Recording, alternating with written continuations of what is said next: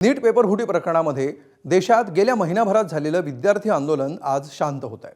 पण देशभरातल्या विद्यार्थ्यांची नाराजी दूर करण्यासाठी केंद्र सरकारने शिक्षण मंत्र्यांच्या राजीनाम्यासोबतच राष्ट्रीय परीक्षा आयोगातील जवळपास 50 अधिकाऱ्यांना घरी बसवलं।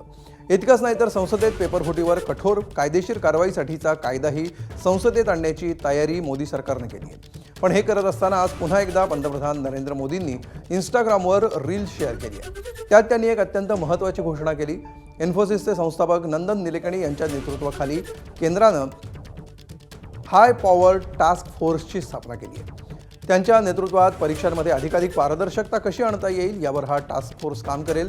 टास्क फोर्समध्ये नंदन निलेकणी यांच्यासोबतच इस्रोचे माजी संचालक एस सोमनाथ, भारतीय गुप्तहेर विभागाचे माजी संचालक तापन डेका, IIT चेन्नईचे संचालक व्ही कामकोटी, माजी केंद्रीय शिक्षण सचिव अनिता करवाल आणि लॉजिस्टिक एक्सपर्ट अमृतलाल मीना यांचाही समावेश आहे। याआधीही मोदींनी 23 जुलैला रात्री 11:52 अशाच पद्धतीने इंस्टाग्रामवर रील पोस्ट करून तरुणाईला शांततेचं आवाहन केलं होतं।